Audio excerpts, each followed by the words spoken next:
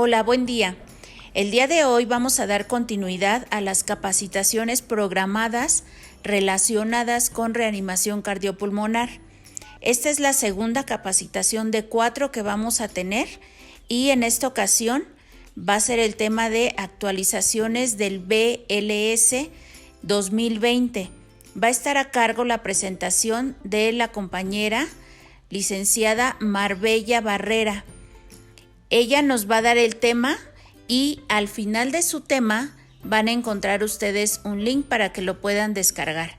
Les comento nuevamente que en el examen que ustedes realicen pongan únicamente su nombre, no pongan su nivel académico y verifiquen que esté registrado de manera correcta. Mucha suerte en el examen y espero que el tema les sea de su agrado y de provecho para la atención de sus pacientes. Buen día a todos, bye. Buen día, compañeros.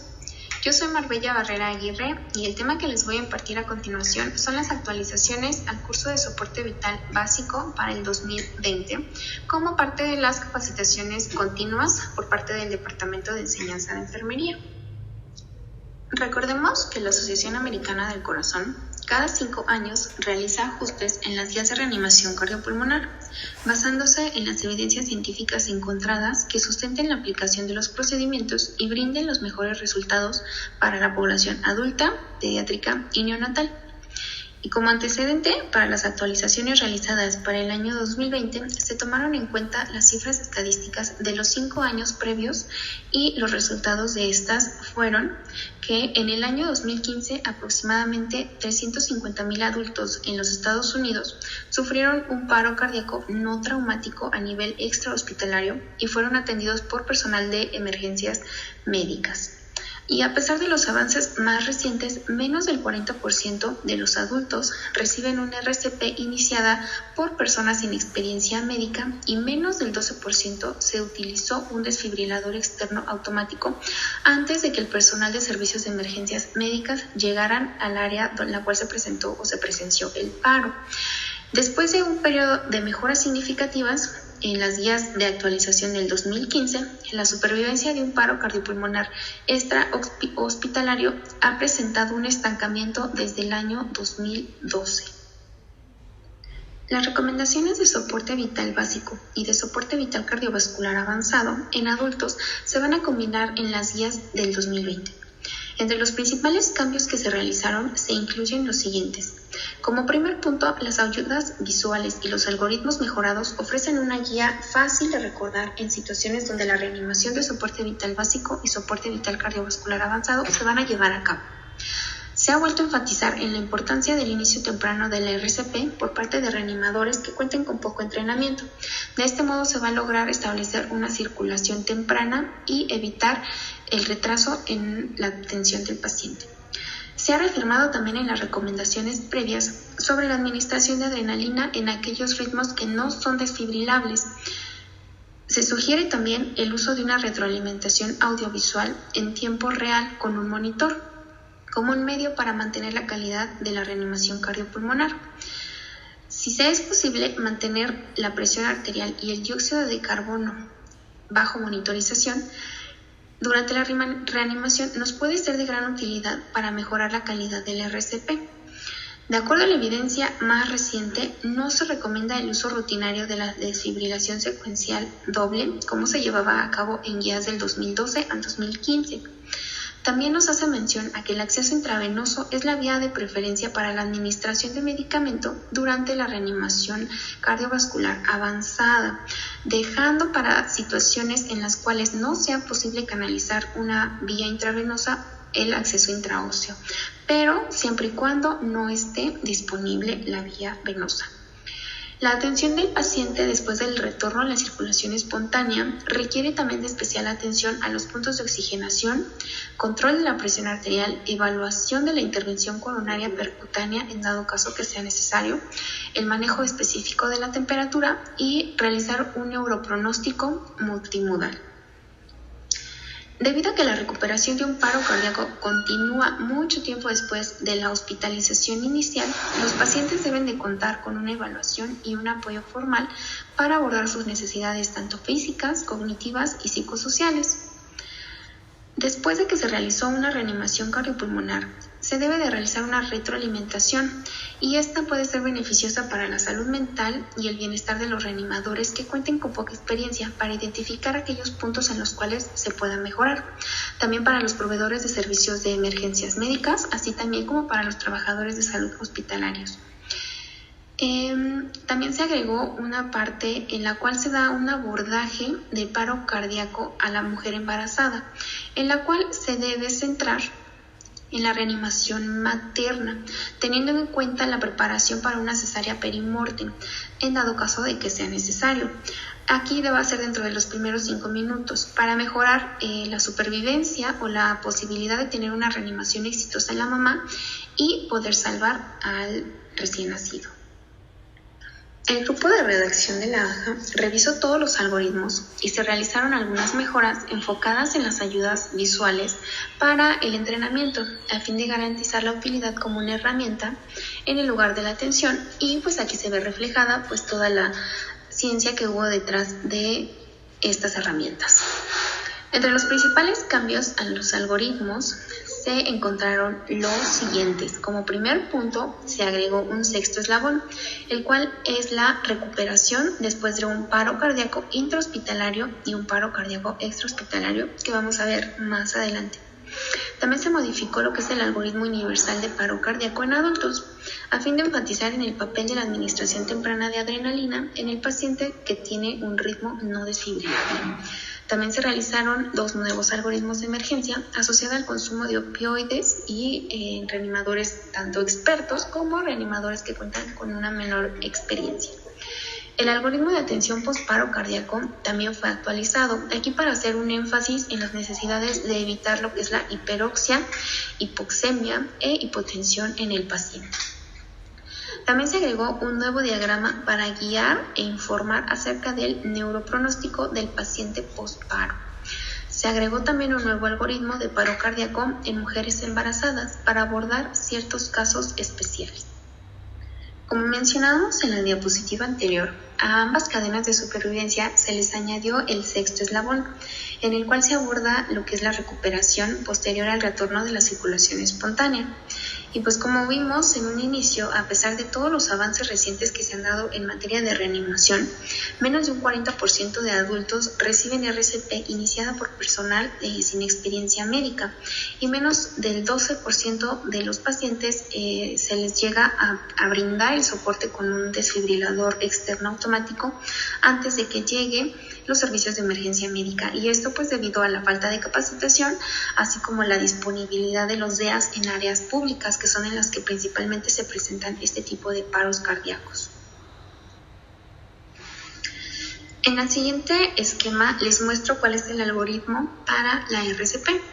Pues como paso número 1, donde identificamos a un paciente el cual está en paro cardiorrespiratorio, el primer paso pues es administrar una fuente de oxígeno y conectar al monitor desfibrilador que se tenga disponible. Al verificar si el ritmo es desfibrilable, si tenemos que sí, podemos identificar si es una taquicardia ventricular sin pulso o una fibrilación ventricular. Aquí se le va a dar la primera descarga.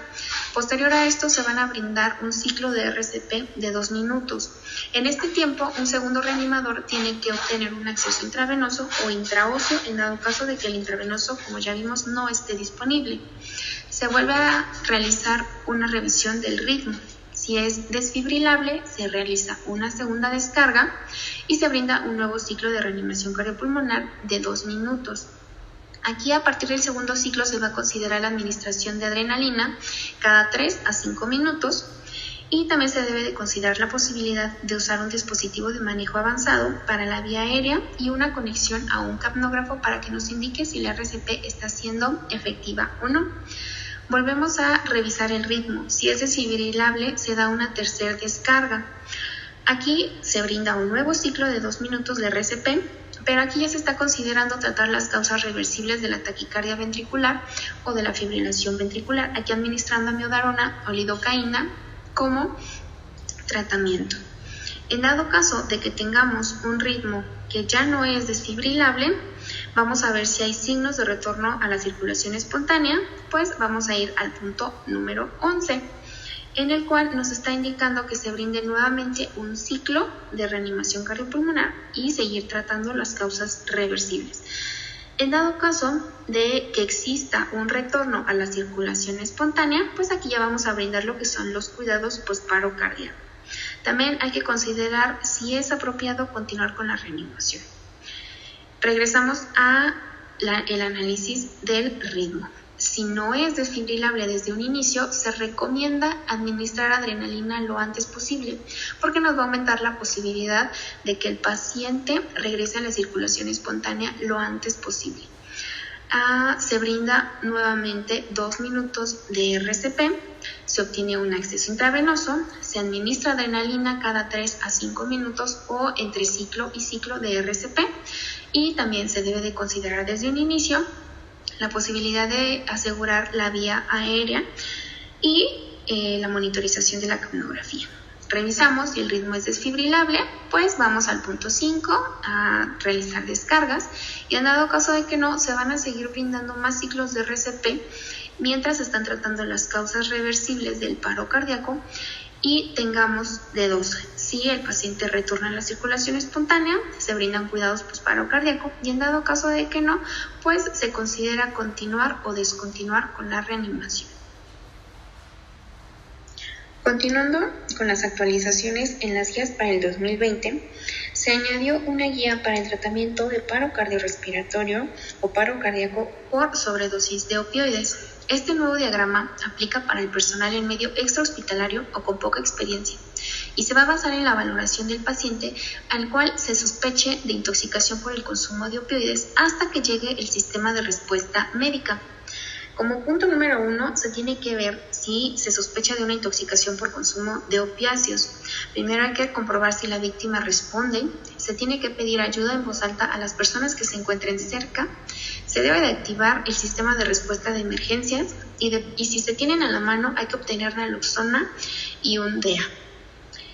En el segundo paso, vemos si la persona está ventilando con normalidad. En dado caso de que sí esté ventilando, hay que prevenir el deterioro neurológico de este paciente. Hay que tocar a la víctima y estarle hablando en voz alta. Hay que reposicionar la cabeza para evitar que se ocluya la vía aérea con la lengua. Hay que considerar el uso inmediato de lo que es la naloxona y hay que continuar observando al paciente hasta que llegue el servicio de emergencias médicas. Hay que realizar también una evaluación continua de la capacidad de respuesta y de la ventilación del paciente, volviendo al punto número 1. En dado caso de que pase el tiempo y la persona empieza a presentar signos de deterioro, hay que evaluar nuevamente la ventilación. En dado caso de que la persona no esté ventilando, hay que iniciar lo que es la RCP. Hay que administrar naloxona, utilizar el desfibrilador automático externo cuando se encuentre disponible y seguir administrando reanimación cardiopulmonar hasta la llegada del sistema de emergencias médicas. El siguiente esquema representa las acciones a seguir por el personal experto en reanimación, teniendo en cuenta la importancia del uso temprano de la naloxona. Como punto número 1, debemos sospechar de la intoxicación por consumo de opioides. Primero debemos comprobar si la víctima responde. Hay que pedir ayuda en voz alta a las personas que se encuentren cerca, activar el servicio de respuesta de emergencias médicas y obtener naloxona y un desfibrilador externo automático si está disponible. Si la persona ventila con normalidad, tenemos que evitar el deterioro y hacer una evaluación continua hasta que llegue el sistema de emergencias médicas. Si el paciente no está ventilando con normalidad, hay que verificar el pulso, hay que evaluarlo durante 10 segundos. Si el paciente tiene pulso, hay que mantener únicamente la ventilación. Ya vimos que hay que abrir y reposicionar la vía aérea. En dado caso de que se tenga a la mano un dispositivo de bolsa mascarilla, pues hay que proporcionarle ventilaciones de rescate y administrar tempranamente la naloxona. En dado caso de que nuestro paciente no tenga pulso, hay que iniciar la RCP, utilizar el desfibrilador externo automático, considerar el uso de naloxona y continuar con el algoritmo de reanimación cardiopulmonar hasta que tengamos el sistema de respuesta médica disponible o ese paciente ya se haya trasladado a una unidad hospitalaria. En el siguiente algoritmo se brindan las actualizaciones de la atención posparo cardíaco. Aquí, a fin de enfatizar en la necesidad de evitar las complicaciones que se presenten en el paciente por una hiperoxigenación, por una hipoxemia y por una hipotensión. En general, estas actividades se pueden realizar de manera simultánea, pero lo ideal es seguirla en los siguientes pasos. En una fase inicial de estabilización, pues vamos a hacer un manejo de la vía aérea avanzado. Aquí, pues, verificando lo que es la colocación temprana del tubo endotraqueal, mantener lo que son los parámetros ventilatorios, comenzando pues principalmente con 10 ventilaciones por minuto, mantener los parámetros ventilatorios, aquí pues ajustando la fracción inspirada de oxígeno a fin de mantener lo que es la saturación entre 92 y 98%. También es importante verificar la presión arterial de CO2 que se encuentre entre 35 y 45 milímetros de mercurio. Posteriormente tenemos que controlar lo que son los parámetros hemodinámicos, manteniendo una presión arterial sistólica mayor a 90 milímetros de mercurio y una presión arterial media mayor a 65 milímetros de mercurio. En dado caso, pues aquí sería oportuno iniciar el manejo con aminas. Posteriormente de esta estabilización, se debe de realizar un electrocardiograma de 12 derivaciones. Esto con el fin de ver si el paro cardiorrespiratorio fue de origen cardíaco y brindar pues el tratamiento de intervención cardíaca que sea más oportuno. En dado caso de que fue causado por un infarto con elevación de segmento ST, que tuvimos un shock cardiogénico que se encuentra inestable o que se requiera una asistencia circulatoria mecánica. Aquí vamos a evaluar posteriormente al paciente y vamos a dar un manejo de situaciones de emergencia que se puedan presentar de manera adicional. Aquí, posteriormente a la reanimación, vemos si el paciente se encuentra comatoso o se encuentra despierto.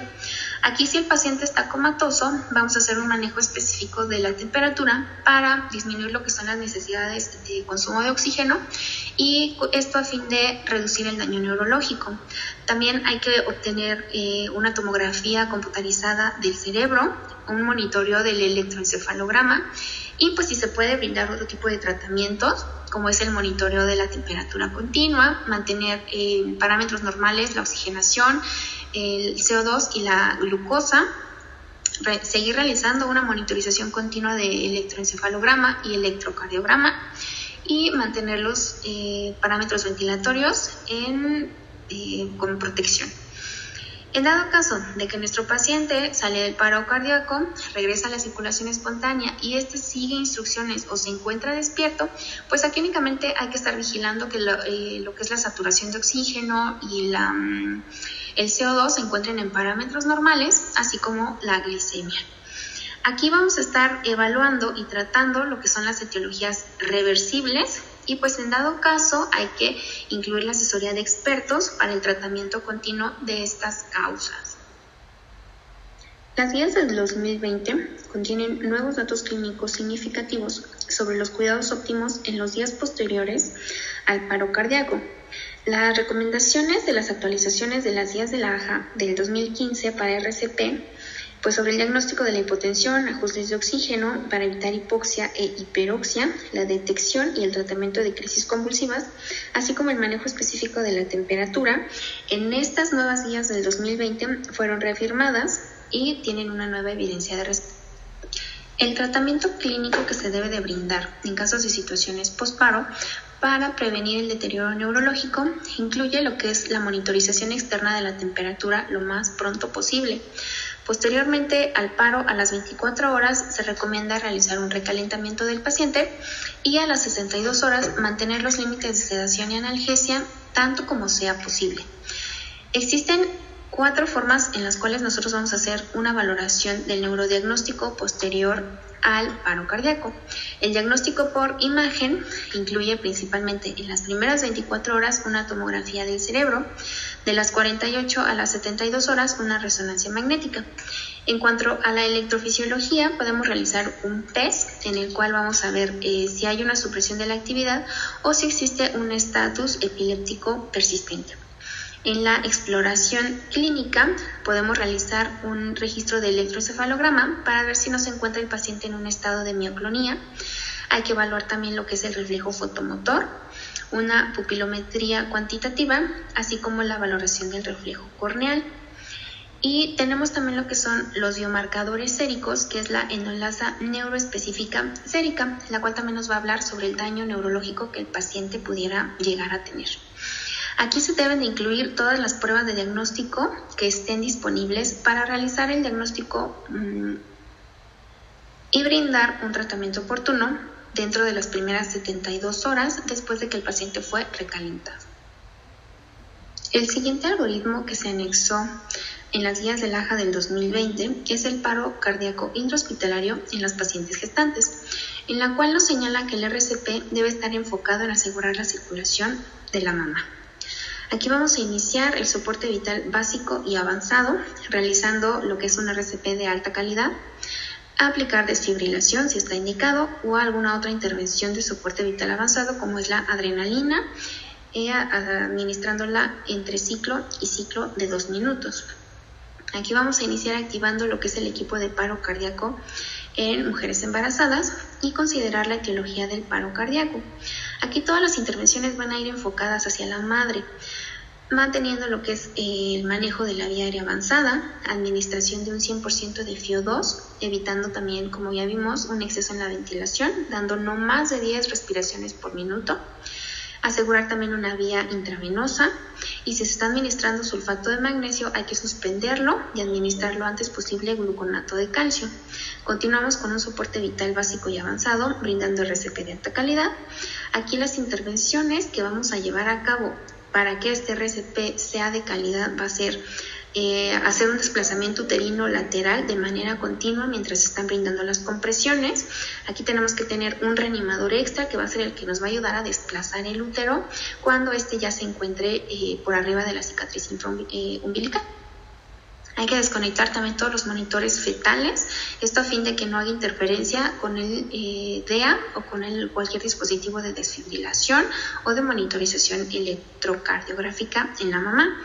También hay que prepararnos en una cesárea perimortem si después de los 5 minutos de reanimación cardiopulmonar la paciente no retorna a la circulación espontánea.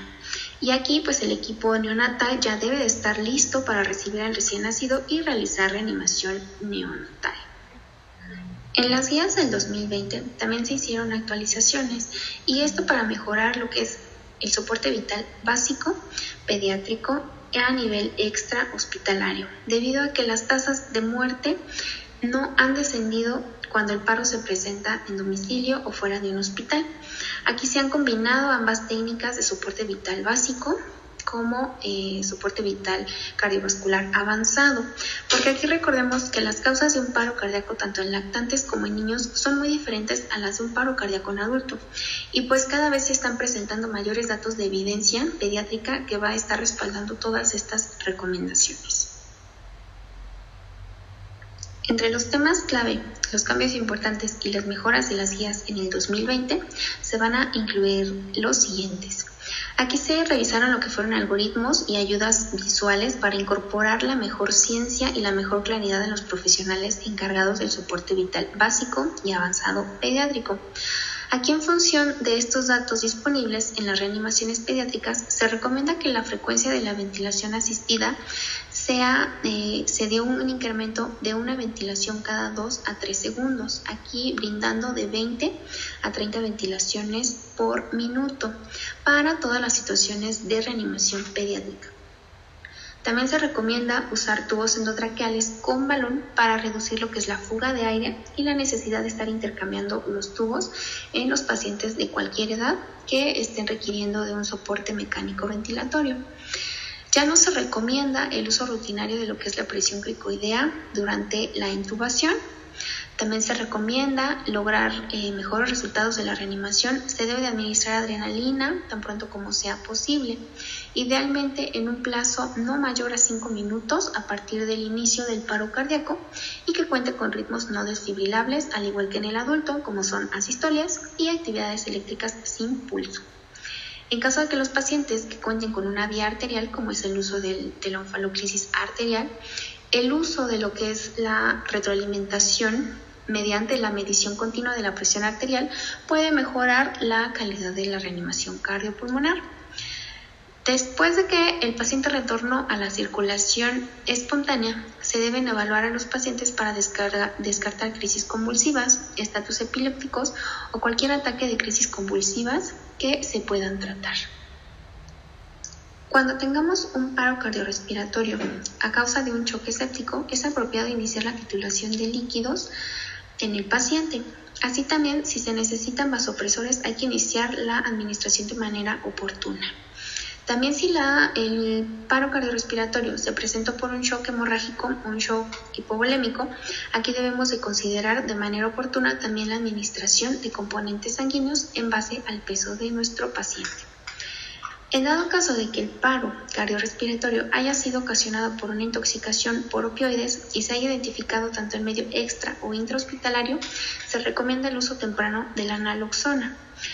Cuando nuestro paciente pediátrico presente alguna cardiopatía, aquí se debe de brindar un soporte adecuado y trasladar a ese paciente a la unidad de cuidados intensivos y brindando un soporte de circulación extracorpórea.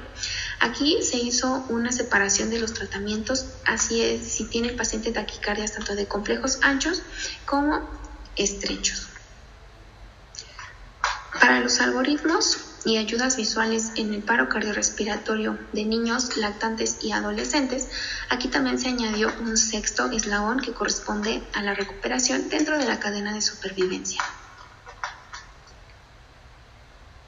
En las actualizaciones para paciente pediátrico, aquí se identifica el paciente con bradicardia, que cuente con compromiso cardiovascular, que se vea reflejado en lo que es una alteración aguda del estado mental, que nos esté dando datos de choque, así como hipotensión.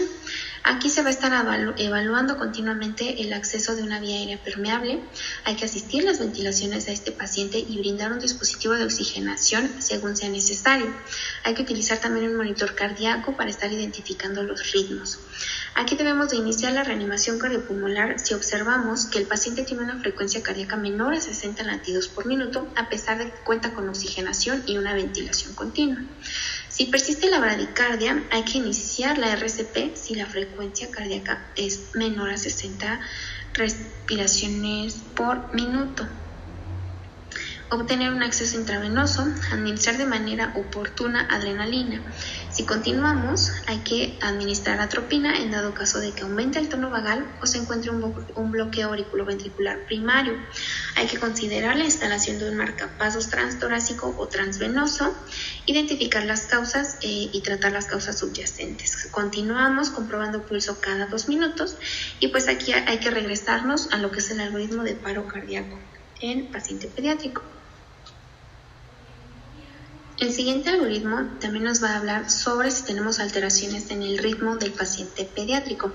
Aquí se va a hacer una evaluación inicial y se le va a brindar apoyo al paciente, como ya vimos anteriormente, manteniendo la vía aérea permeable, administración de oxígeno, utilizar un monitoreo cardíaco para identificar el ritmo, controlando el pulso, presión arterial y la oxigenación. Obtenemos nuevamente un acceso intravenoso y obtener un electrocardiograma de 12 derivaciones en cuanto esté disponible. Esto para evaluar el ritmo y ver si tenemos una posible taquicardia sinusal. Y si la hay, pues ¿qué vamos a encontrar? Pues ondas P que están presentes o que están normales. El intervalo RR va a ser variable. En los lactantes la frecuencia habitual va a ser menor a 220 latidos por minuto y en niños menor a 180 latidos por minuto. Aquí hay que buscar la causa y hay que tratarla. Si vemos que nuestro paciente está presentando compromiso cardiovascular, pues hay que evaluar lo que es la duración del complejo QRS. Vemos si es de complejo estrecho o si es de complejo ancho. Si es de complejo estrecho, vamos a ver que puede que sea una posible taquicardia supraventricular. Y aquí vamos a iniciar nuevamente la RCP o una cardioversión sincronizada. Si tenemos una taquicardia de complejos anchos, podemos encontrar que puede tratarse de una taquicardia ventricular y de igual manera hay que dar una cardioversión sincronizada y hay que consultar siempre con un experto antes de iniciar cualquier procedimiento eléctrico en el paciente pediátrico. Si nuestro paciente no presenta un compromiso cardiovascular, únicamente hay que evaluar nuevamente si tenemos una taquicardia de complejos estrechos o si tenemos una taquicardia de complejos anchos. Hay que tratar la posible taquicardia supraventricular, considerando realizar lo que son maniobras vagales y si existe un acceso intravenoso, administrar adenosina.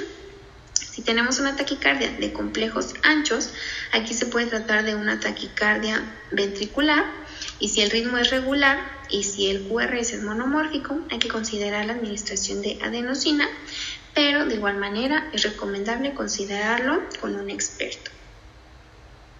En las guías para el paciente pediátrico también se realizó una lista de comprobación postparo cardíaco, esto a fin de delimitar el daño posible y así también evaluar la evolución de nuestro paciente dentro de las primeras 72 horas. Esta lista de comprobación incluye lo que es la oxigenación y ventilación, el monitoreo hemodinámico continuo del paciente, el manejo específico de la temperatura, la neurosupervisión del paciente, los electrolitos y la glucosa, los parámetros de sedación, así como un neuropronóstico, al igual que en el paciente adulto. Esto se debe de realizar, como ya les mencioné, de manera diaria dentro de las primeras 72 horas postparo. Las guías de soporte básico neonatal también fueron actualizadas, y esto basándonos en que cada año hay más de 4 millones de nacimientos en todo el mundo, y 1 de cada 10 recién nacidos necesitará ayuda para realizar lo que es la transición al medio extrauterino. Y el equipo que recibe a los recién nacidos debe estar capacitado todo el tiempo para estar listo frente a cualquier complicación que se pueda presentar. Los cambios que fueron realizados y las actualizaciones son los siguientes. Primero que nada, se requiere de equipos que estén previamente capacitados para recibir al neonato en cualquier circunstancia. Aquí se recomienda que el pinzamiento del cordón umbilical puede ser llevado a cabo manteniendo un contacto piel a piel con la madre, siempre y cuando el neonato no presente datos clínicos de complicaciones o de dificultad respiratoria. Aquí se debe de prevenir lo que es la hipotermia, estar haciendo una insuflación, ventilación pulmonar, pues son pieza clave para que nuestro paciente lleve una transición lo más fisiológicamente posible. La frecuencia cardíaca aquí va a ser un indicador de lo que las compresiones y las ventilaciones están llevándose a cabo de una manera adecuada. Si estamos ventilando correctamente a nuestro paciente, la frecuencia cardíaca va a estar elevándose. Aquí es recomendable utilizar la pulsioximetría para estar guiando la oxigenoterapia y no elevar las concentraciones de oxígeno más allá de las necesidades de nuestro paciente. Aquí no se debe de realizar una aspiración traqueal de rutina en pacientes los cuales el líquido amniótico haya salido con tintes de meconio. Las compresiones que se deben de iniciar ante la evidencia de que las ventilaciones no están funcionando. Si estamos brindando ventilaciones con presión positiva y la frecuencia cardíaca está por debajo de 100 latidos por minuto, se debe de iniciar lo que son las compresiones. Y cuando sea necesario la utilización de un acceso venoso, se debe de instalar un catéter umbilical. Una vez que ya se estableció la reanimación cardiopulmonar y se aseguró lo que es una vía aérea en el paciente, es necesario administrar adrenalina si las compresiones y las ventilaciones no están mostrando eficacia o si la frecuencia cardíaca del recién nacido sigue por debajo de los 100 latidos por minuto. Aquí los recién nacidos que no responden a adrenalina y tienen antecedentes de hemorragias, aquí deben de ser reanimados con expansores de volumen. Aquí principalmente en pacientes que no fueron recibidos en un medio intrahospitalario y, por ejemplo, si fueron atendidos en casa, no se realizó un adecuado pinzamiento del cordón umbilical y este paciente perdió sangre en el camino o en el trayecto hacia el hospital. Esos pacientes deben de ser atendidos de manera inmediata con expansores del volumen o con sangre cuando se esté disponible. Si aquí en 20 minutos de que brindamos un RCP no observamos respuesta al estar analizando al paciente el ritmo y la frecuencia, pues aquí debemos de valorar lo que es la descontinuación de la reanimación cardiopulmonar. Ya para terminar con este tema, veamos las conclusiones que nos brinda la AJA, así como las recomendaciones de actualización. Aquí nos recomiendan implementar sesiones de refuerzo grupales para establecer los objetivos de la reanimación cardiopulmonar y también brindarle sus funciones específicas a cada miembro del equipo y estarlos rotando de manera continua. También la realización de sesiones de entrenamiento deben ser enfocados en la mejora de las habilidades de todos los usuarios que están brindando reanimación cardiopulmonar. También es recomendable realizar un entrenamiento de manera continua basándonos en la simulación y también hacer un entrenamiento tradicional como lo es esta presentación. En esta última diapositiva les pusimos lo que es la portada de lo que son los aspectos destacados o los cambios que se dieron en las guías del AJA del 2020. También vamos a poner aquí en el QR, ustedes van a poder descargar lo que es esta guía, estudiarla más a fondo y estar evaluando cada uno de los algoritmos que yo les presenté con más detenimiento, ya que cada una de las situaciones pues nos va a marcar diferentes pautas en la atención de nuestro paciente, si es un adulto, si es un niño o si es un lactante. Con esta última diapositiva damos por concluida la capacitación del día de hoy. Les comparto los temas de las siguientes semanas. El de la próxima semana va a ser la lectura de electrocardiograma por el profesional de enfermería. Y la siguiente semana va a ser el manejo del monitor desfibrilador con la desfibrilación y cardioversión. Con eso vamos a dar por concluida la capacitación previa para que ustedes tomen el curso de reanimación cardiopulmonar. Aún no me han dado las fechas, más bien no me han autorizado las fechas para la capacitación, pero en cuanto las tenga, las voy a compartir con ustedes y con los supervisores de cada uno de sus turnos, que son los que van a realizar la programación de quienes van a asistir a cada uno de los cursos. La capacitación de reanimación cardiopulmonar va a ser de 2 días, como fue la vez pasada, hace 2 años, y pues en cuanto tenga yo las fechas nuevamente les comento que las compartiré con ustedes. No me resta más que decirles buena tarde a todos y hasta la próxima semana. Bye.